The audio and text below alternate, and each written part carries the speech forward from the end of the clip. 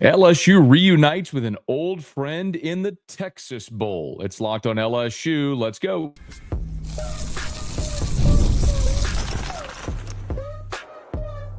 You are Locked on LSU, your daily podcast on the LSU Tigers. Part of the Locked On Podcast Network, your team every day. Okay, let's get it. It is Locked on LSU, your team every day. I'm your host, Matt Moscona. Thanks for making us your first listen. We are free, available wherever you get podcasts, of course, on YouTube as well. So please subscribe. Today's show is brought to you by FanDuel, where you can start the season with a big return on FanDuel. New customers can place a $5 bet, and you'll get started with $150 in bonus bets if you win your first $5 bet. Visit FanDuel.com to get started. Basketball Tigers won again, beating Florida Gulf Coast. Got a recap on that. The college football playoff is set. While we are an LSU show, not an SEC show, I do want to look at the college football playoff through the LSU prism and tell you what my reactions are from the LSU perspective. We'll get to that here shortly. But we do know LSU's bowl destination, and the Tigers are headed back to Houston. That's something that we told you here on the show after the Oklahoma game that seemed most likely. It was the original information we had heard last Monday after the Oklahoma game was LSU against either Baylor or TCU was most likely. That, of course, is an SEC Big 12 matchup. And it is LSU against Baylor and Baylor head coach Dave Aranda. So LSU will reunite now and face its former defensive coordinator. And let's just be very honest. Everyone who had any thumbprint on that 2019 magical LSU championship season will always hold a special place in the collective hearts of LSU fans. So be it members of the coaching staff, like Dave Aranda now at Baylor, of course, Joe Brady in the NFL with the Buffalo Bills, Ed Orgeron, who's not coaching anymore right now. Look, I work at a radio station in Baton Rouge where we carry the Cincinnati Bengals radio broadcast because of Joe Burrow. So anytime there's anyone having anything to do with 2019, it's revered. And so Dave Aranda is a guy that many LSU fans wanted to be a coach in waiting at LSU after Ed Orgeron, as it were after that 2019 season. Aranda took the Baylor job, and you could hardly blame him. And the interesting thing about that, too, is Dave Aranda was set to take the UNLV job, and his family didn't want to. His family loved Baton Rouge. They had moved quite a bit. If you don't remember the story, I'll just give you the Cliffs Notes. But they had bounced quite a bit, and he and his wife, with young children, had moved a lot.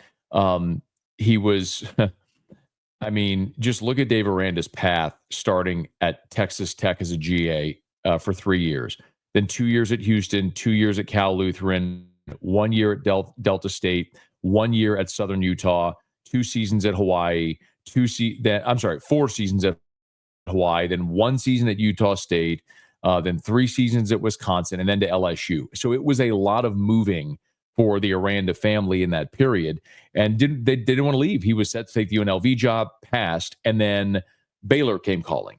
And the old adage goes, if people keep asking, you keep saying no, eventually they're going to stop asking. And when he had the opportunity to get a Power 5 at the time job as his first head coaching job, he had to jump, and he did. And Dave Aranda's time at Baylor has been a little bit of a roller coaster. The first year was the COVID year, and they won just 2 games. He was 2-7. The next year, you might remember, they won the Big 12. He won the Big 12 and then won the Sugar Bowl over Ole Miss. It was a 12-2 season. They gave Dave Aranda a contract extension. The next year, they went 6-6 and lost the Armed Forces Bowl to finish 6-7. And then last season, just 3-9. So Dave Aranda came into this year very much on the hot seat. And there was some opinion that maybe Dave Aranda might come back to LSU as a defensive coordinator, something that I've always said is probably unlikely. I think, if Dave Aranda were a head coach at Baylor, if that's, he obviously will be now, but it's more likely that he would seek something closer to his home on the West Coast if he were to head that way. But As it is, Baylor had a nice bounce back, and they went 8-4 this year. Now, that's a little bit of a complicated 8-4 for Baylor. This is where we kind of start talking about LSU's opponents, and we're not going to get too deep into the Baylor Bears. We got plenty of time to do that, but this is a Baylor team that started the season just 2-4. They beat Tarleton State, they lost to Utah, beat Air Force, and then lost 3 in a row. They lost the game to Colorado in dramatic fashion. If you remember, that's the Colorado Hail Mary to force overtime, and then they won it. Colorado won it on Travis Hunter's walk-off strip fumble. Then they lost to BYU. Then they lost to Iowa State. And you look up, and they're 2-4, and the Heat really ratcheted up on Aranda. But ever since then, Baylor has been one of the hottest teams in the country, winning 6 straight. They beat Texas Tech, Oklahoma State, TCU, West Virginia, Houston, and Kansas. Yes, the schedule lightened up. The teams they played that were ranked at the time they played them were Utah, BYU, Iowa State. They lost all 3 of those, and of course, they lost to Colorado as well. So the 4 ranked teams, I suppose, that they played this year were all 4 losses, but they did rip off a 6-game winning streak to get to 8-4 at the point where they are now. It's interesting because when we think about Dave Aranda, we think about a great defensive team, but that's a Baylor team that is 70th in the country, 70th in the country in scoring defense. They're 24th in scoring offense. They average just under 35 points per game. So when you look at that with LSU, by contrast, LSU started offensively very, very good and then struggled to play. 29 points a game for LSU. It's 54th in the country, whereas LSU defensively is 57th, allowing just under 24 points a game. It's interesting because as we talked about LSU, coming into this year, you really just wondered if you could go from the worst defense in program history to top half of America. Could you be in the top 60? Well, scoring defense, LSU's 57, so they've kind of landed on that mark. We got plenty of time to talk about LSU and Baylor. One massive part of this game is going to be the opt-outs. Who actually plays in the game, and there's no bigger question that we're waiting on or bigger answer to the question than Garrett Nussmeier. Interestingly enough, LSU has a long history in playing in Houston, and certainly in this game. This will be the 3rd time LSU is in the Texas Bowl. The first time was in 2015, and LSU and Leonard Fournette blew out Patrick Mahomes and Texas Tech. Who knew? And then, of course, in 2021, after Ed Orgeron's final season in Baton Rouge, when the Tigers went 6-6, they went to the Texas Bowl and played Kansas State. And that's when the opt-outs ran rampant on LSU. And they went to that game with just 39 scholarship players after Ed Orgeron was fired. Brad Davis was the interim head coach. And interestingly enough, Garrett Nussmeier chose not to play in that game because at that point, the bowl games counted against your eligibility. So remember, you can only play in 4 games to maintain your redshirt year. Well, Nuss at that point had played in 4 games in 2021. Had he played in the bowl game, that would have been a 5th. He would have lost a year of eligibility. So he chose to sit out of that bowl game. And we all remember John Trey Kirkland ended up playing quarterback for LSU in that game. But this is one that the match in Houston makes a lot of sense for LSU. And I know it's hard as this is to think because we all have been programmed for so long thinking about bowl games like there's a pecking order, right? Well, it's the Access Bowls, the New Year's Six, and that's like Citrus and ReliaQuest and Gator and like Music City. And you start to go down, step down, and the Texas Bowl seems really low. But you have to reframe your mind because several years ago, the SEC stopped that pecking order. After the committee chooses the playoff teams, the Citrus Bowl does get a choice of the remaining teams. But after that, the next 6 bowls, those are all bowls that the SEC views now as being equivalent. And it's about working with the schools, the TV partners, and the bowls to find the most attractive destination. And as much as this stinks, LSU doesn't travel to the Florida Bowls, so the Florida Bowls don't want LSU. LSU's been in the Citrus. They've been in the ReliaQuest. Fans don't travel. So the Texas Bowl makes a lot of sense. Houston is the largest LSU alumni base outside of Louisiana. So you have a massive LSU presence already in Houston. It's a massive recruiting area for LSU. Remember, the Tigers went and played Wisconsin in the opener there in 2014. They were supposed to play Baylor there in the opener in 2017, the first game of the Orgeron era, but Hurricane Harvey devastated Houston. That game was moved to the Superdome. And LSU 2027 is set to open the season against the University of Houston at NRG Stadium in Houston. So LSU wants to get into Houston as much as they can. It's great for recruiting, and there's a massive alumni base there. And there's also proximity for fans to travel. The other thing is that game, when LSU played it a couple of years ago against Kansas State, was, I believe, on January the 2nd. It's now a New Year's Eve game, and before you roll your eyes and hem and haw, it's at 2:30 in the afternoon. So 2:30 in the afternoon is not going to disrupt your New Year's Eve night plans. And a lot of people have the day off of work on New Year's Eve anyway. So if you have the day off of work on New Year's Eve, you kick up, you watch the Tigers at 2:30 in the afternoon. When the game finishes, you get ready and you go about your New Year's Eve plans. So there's a lot to like about this matchup. Not only the fact that it's in Houston, a lot of LSU fans live there. A lot of LSU fans in Louisiana can travel there. It's an attractive opponent that you don't have a great history against in Baylor. It's a head coach that you know in Dave Aranda. There's a lot to like about this matchup. But obviously, you'd like it even more if the Tigers have a lot of their starters stay, return for next year, and go play and try to win this game. And that's going to be, over the course of this week, the bigger story. As we get closer to New Year's Eve, we'll talk more about LSU and Baylor. But the bigger storylines now are who's staying, who's playing in that game. And as the transfer portal is set to open on Monday, we'll have much more insight into that as we get closer. Okay, it is Locked on LSU. Thanks so much for being here with us. LSU's in the Texas Bowl, not where we wanted to see the Tigers. The college football playoff is set. So what the committee did, how does that affect LSU? We'll talk about it next. Locked on LSU, your team every day. Today's show is by Omaha Steaks. I tell you what, a great opportunity. I don't know why this isn't showing up. There it is. Okay, we've got it now. Excuse me. Remember, nothing delivers comfort and joy quite like the unrivaled quality and taste of Omaha Steaks. It's guaranteed perfection in every single bite. And right now, you can save on unforgettable gifts with 50% off site-wide at omahasteaks.com. Plus, score an extra $30 off with promo code COLLEGE. With 5 generations of experience, they consistently deliver the world's best steak experience. And the gifting experts at Omaha Steaks have made it easy to deliver the perfect gift with thoughtfully curated gift packages featuring gourmet favorites. From legendary steaks to mouth-watering desserts and more, save 50% off site-wide for a limited time at omahasteaks.com. Plus, our listeners get an extra $30 off with promo code COLLEGE. That's 50% off at omahasteaks.com and an extra $30 off with promo code COLLEGE. Minimum purchases may apply.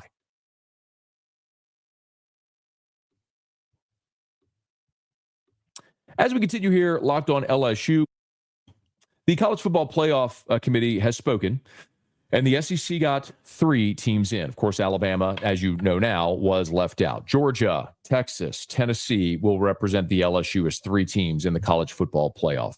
The committee got it right. And I know there's a lot of people who are not going to take anything I say having to do with Alabama as in any way objective. And I understand that. If you're just listening to this podcast, you're not familiar with my radio show or social media content, I've done a bit for a year now called Bama is Burning, where I just laugh at every bit of misfortune they've had. And I continue to do it because it bothers the heck out of Alabama fans and they don't know how to look away from it. It's like why TV networks put the high-speed car chases on TV. Like, why do they show that? Because everybody watches. Why do I keep doing Bama is Burning? Because the Alabama fans can't quit me. It's whatever. So I understand that as a result of that, me putting flames on the screen and playing 0 Fortuna and screaming about their misfortune, there's not a lot of people that are going to take me objective, and I understand that. I've earned that if you don't want to take me objective. But what I would suggest to you is this, that for as long as I have had a platform and as long as there's been this playoff, I have always railed against a playoff committee because bringing subjectivity into it minimizes the result of what happens on the field. And my contention has always been the reason we play games is to get a result, and that result has to matter. In 2007, it is my contention that the New England Patriots were the best team in the history of the NFL. They played the Giants in the Super Bowl. The Giants won. They don't give the trophy to New England. They played a football game. The Giants won it. The Giants get the trophy. The eye test tells you that in 1980, a ragtag group of American college hockey players had no business skating with the Soviets. The Miracle on Ice happened. We could talk about upsets forever, and not just the greatest upsets in the history of sports. They happen literally every week. I mean, Alabama got beaten as a 3-touchdown favorite by a 500 Oklahoma team. So I don't really care about the eye test, not one iota. I don't care what you think. You shouldn't care what I think. And I sure don't care what that group of self-important blowhards in a hotel ballroom in suburban Dallas have to think. That's what's wrong with the sport we all love. We love college football in spite of itself. College football is the only sport in the history of mankind where you can win every game you play and not have a chance to compete for a championship. It's absurd.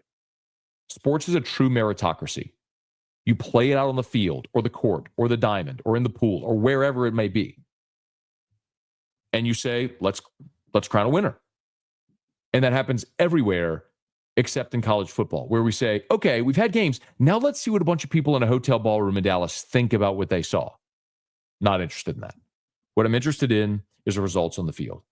And if this collection of conferences has deemed a quote unquote Power Four, what you were saying, and you and I all know this isn't true, but this is not our problem. This is the way that they have structured college football, is to suggest that these four conferences are equal. And they're not. The SEC and the Big Ten are light years ahead of the Big 12 and the ACC. There's no debate. I'm not even interested in having the debate. There is no debate. However, if the way you're going to structure the college football playoff and the way you're going to structure TV deals and the way you're going to structure everything you do is under the auspices that there is a Power Four, then those four are viewed through the eyes of committee as equal. And winning those leagues has to matter in the same way that winning a division in the NFL matters, and it grants you a spot in the postseason, regardless of your record. So if we're assuming that all these conferences are equal, then winning your conference has to matter, which is why you have auto bids, which is why Clemson's in there. And we all knew that before the season started. If the issue is SMU and Alabama, again, Alabama was 9-3. They lost 2 games to teams that finished 500. They gave up 40 to Vanderbilt and got blown out as a 3-touchdown favorite against a 500 Oklahoma team. If you want to be in, it's easy. Don't lose to Oklahoma. Ole Miss, you want to be in, it's easy. Don't lose to Kentucky on your home field. A Kentucky team, by the way, that finished 1-7 in the SEC, and their lone win was at Ole Miss. I mean, you can cry and complain and scream and moan all you want about how unjust it is. Don't lose that game. Greg Byrne, the Alabama athletic director, after his team was left out, released a statement saying they're going to have to strongly consider the importance of playing a tough non-conference schedule. Hey, Greg, the 3 teams you lost to were all in your league. Your non-conference game was against Wisconsin. And if I'm hear the same argument from Ole Miss people today, your non-conference game was against Wake Forest. You didn't challenge yourself. You know who did? Georgia. Georgia played Clemson in the opener, beat them. Beat them badly. Georgia's in. Take care of your business. It's really that easy. Hey, Bama, you want to be in the playoff? Don't lose as a 3-touchdown favorite to Oklahoma. Ole Miss, you want to be in? Don't lose on your home field to a 1-7 Kentucky team in the SEC. South Carolina fans are complaining. Okay, you're playing good football now. Fantastic. You know what happened? You played Ole Miss and you played Alabama and you lost to both of them. That was early in the season. Doesn't matter. We all play a 12-game schedule. The results in week 1 have to matter the same as the results in week 12. The results are the results. You played 12 games. You played head-to-head against Ole Miss and Alabama. You lost to Ole Miss and Alabama. You have the same record as them. All 3 of you have the same record. There is no argument for South Carolina. Now, the reason I'm also bullish on SMU getting in is not because of Alabama. That's just a perk for me personally, and maybe all the college football loving world. The reason I'm bullish on SMU getting in is because of the precedent it would set. The reason a year ago I was so loud about Florida State getting in is because there's no reality where a team should win all 13 games, win a power league, and be left out because a group of people in a room think they're not as good without their quarterback. And you could look at the Orange Bowl against Georgia. That entire team opted out. Don't give me that nonsense.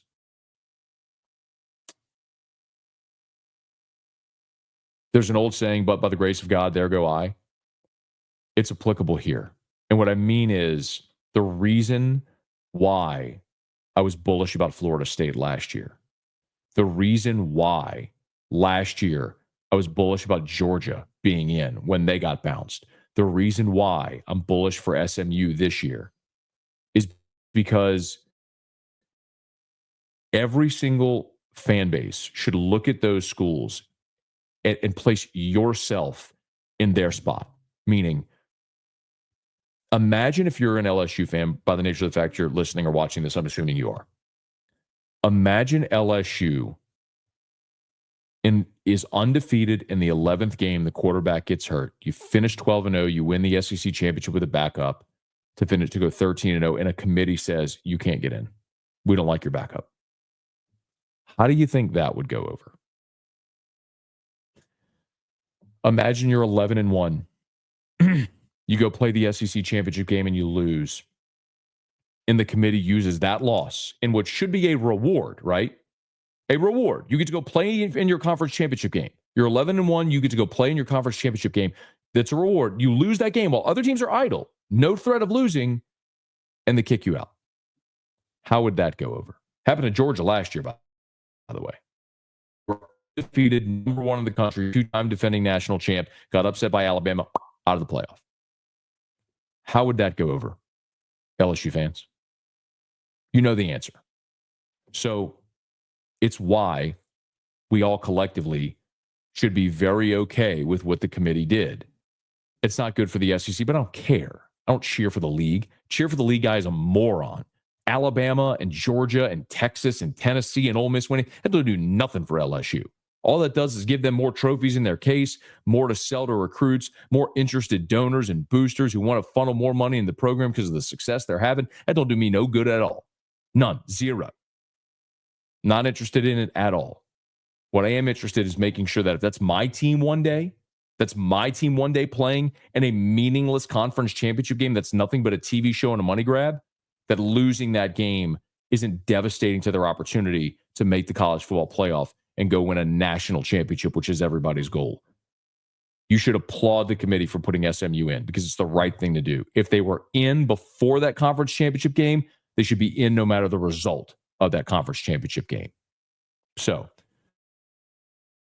it is set. 3 SEC teams made it. By the way, if you were with us at SEC Media Days, I would strongly encourage any of you to go back and listen to any of those shows. Time and again, I told you, the one question I asked everybody I interviewed all week long, what do you think is the baseline for SEC teams in the playoff? Most everybody said 4. Some said 5 or 6. My consistent answer, 3. And I have historical precedent. Go back and look over the last decade of the college football playoff. If you had extrapolated that 12-team playoff, there are 3 times that these would have gotten more than 3 teams in the college football playoff. And in 2 years, they would have gotten just 1 team in the college football playoff. Something to chew on. All right, Tiger basketball got a win against Florida Gulf Coast. We will recap that as we wrap up Locked on LSU, your team every day. Today's episode is brought to you by FanDuel. Get ready to tackle the NFL action with FanDuel, America's #1 sportsbook, because right now, new customers can bet $5 and get $150 in bonus bets if you win. The FanDuel Sportsbook app gives you everything you need to place live bets on the NFL all in one place. So when you get a hunch in the middle of the game, check out the latest stats, view live play-by-play, and so much more on the same page where you place your bets. Just visit FanDuel.com to join today. You'll get started with $150 in bonus bets if you win your first $5 bet. That's FanDuel.com. Never waste a hunch and make every moment more with FanDuel, an official sportsbook partner of the NFL.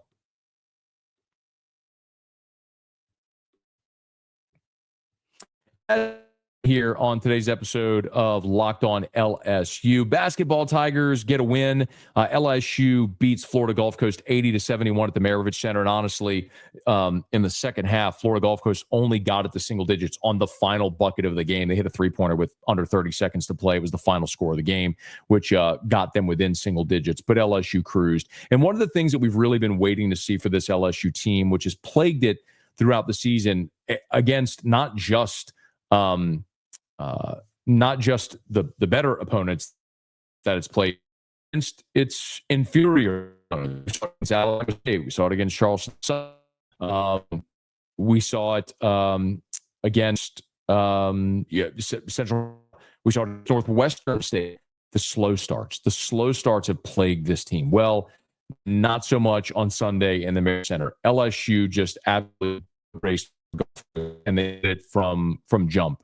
In that game, LSU scored 42 in the first half against Florida Gulf Coast and got to a big double-digit halftime lead, which was fantastic. 42-27 was your halftime score. Tigers got it up to 21 points a couple of different occasions in the second half. But really the story, this was the beginning of life without Jalen Reed. Of course, Jalen Reed, the veteran big man for LSU, suffered a torn ACL in the opening minutes against Florida State. So how would they replace him? Well, the answer was Damian Collins, the Kentucky transfer, the former top 100 overall prospect. He had 18 points. Corey Chess, the redshirt freshman, continues to come into his own. If you haven't watched this team yet, Corey Chess is impossible to miss. He had a double-double with 12 and 12. He is just so athletic and aggressive around the rim, both offensively and defensively. He's a lot of fun. And then we saw Robert Miller, the freshman. Interestingly enough, Robert Miller, of course, who's a legacy at LSU. Robert Miller started the opening game of the season and actually was there for the tip. I mean, it was the jump ball to open the season. Robert Miller took that for LSU. But he's seen his role reduced a smidge, but did play 15 minutes for the Tigers as you start to see what that rotation is going to look like a bit. Tigers were never really in danger of losing this game. But one other thing that was notable is Noah Boyd. You may not remember that name, but Noah Boyd is a JUCO transfer, a 7-foot JUCO transfer. He's coming off a torn ACL, but he made his season debut with about 90 seconds left in the game. So I don't know what Noah Boyd is going to be able to give LSU in this throughout December, maybe the early part of conference play, but maybe that's a guy with size as you're looking for minutes, right, to replace what you're losing in Reed.